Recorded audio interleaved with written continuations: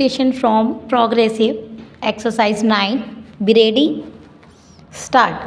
55 years ago, this day, almost at this hour, the Constituent Assembly met in this hall to herald India's freedom. That was an event which was unique in world history and which has no parallel in the political annals of any country, ancient or modern. A mighty empire had bowed down to the indomitable will of an unarmed nation whose sole strength lay in the abiding faith of her people, in the power of spirit and of peaceful persuasion. Truth and non-violence, the father of our nation, had insisted were strong and sufficient weapons for a backward, poor, and unorganized people to win them their birthright of freedom, both political and economic.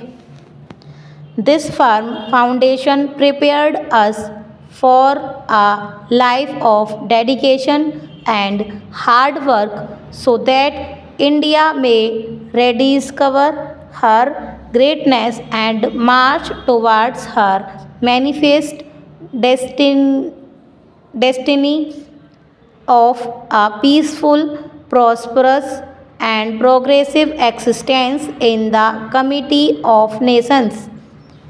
We can claim in all humility that despite periods of extreme stress and strain, we have emerged today as a stable, well knit, and self reliant nation. Para. When India got the right and the power to govern herself, we inherited an administration which had no direct relevance to the enormous task of bearing about a rapid transformation of an economically backward and industrially undeveloped country into a modern state.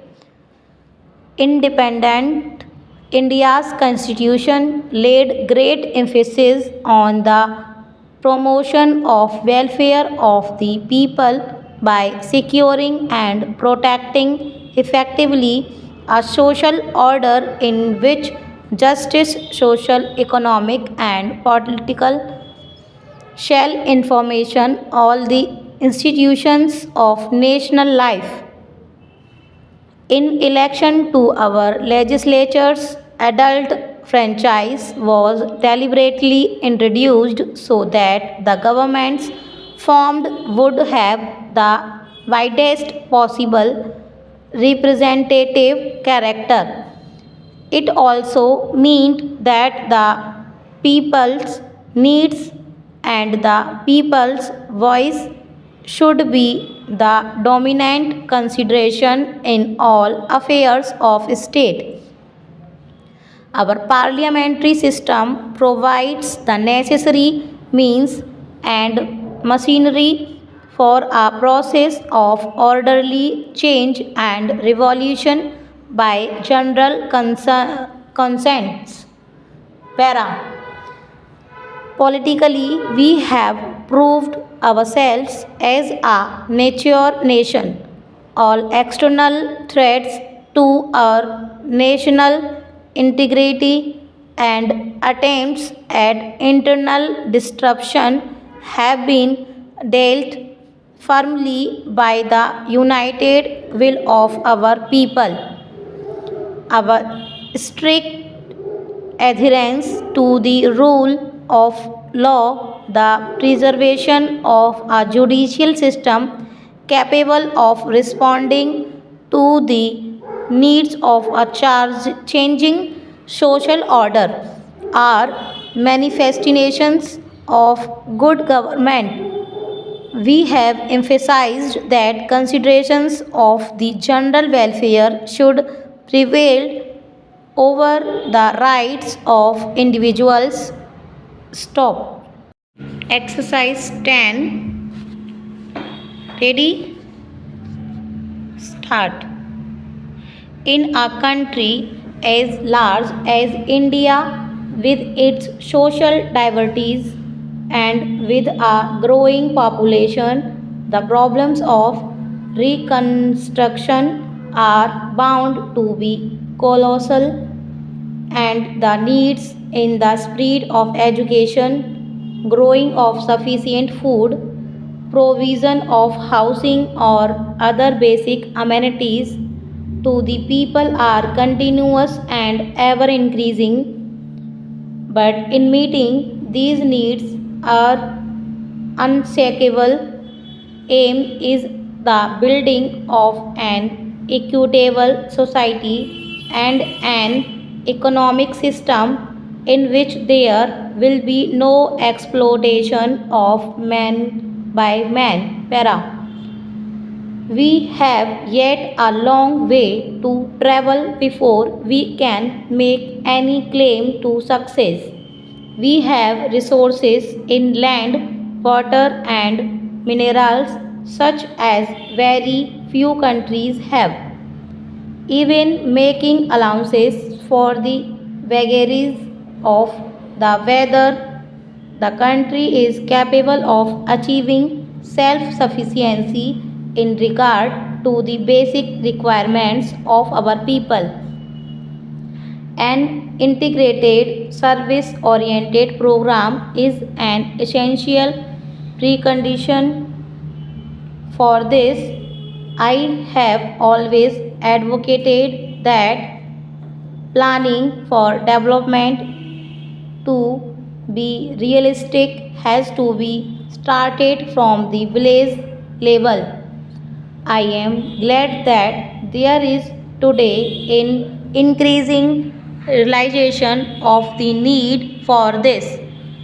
Plans and programs are not intended to be mere assessment charts or arithmetical projection of national resources. Our commitment to the gigantic but inescapable task of the removal of poverty is a mandate for our people, and it has to be fulfilled in the quickest possible time and in the smoothest possible manner. The task must be tackled on a war footing, and this calls for collecting effort and collective wisdom on the part of every group and every individual in the country. Para, the resources of the country, whether at the disposal of the states or at the disposal of the union, are the common assets of the nation, whether in the matter of sharing interstate water or power in the equitable distribution of essential commodities, including food supplies, or in the distribution of cement and steel for construction activities to cite only a few examples. The guiding principle should be that we do the maximum good to our people as a whole. The prosperity and progress of every part of India is the concern of the whole nation. Every Indian born in this country has a right and a claim to an equal share in that prosperity and progress. The state has a duty to take special care of the weaker sections of the community and the backward areas in different parts of the country. In helping to build them up, the approach should be a positive program by which they will come up to the level of the rest of community. Stop.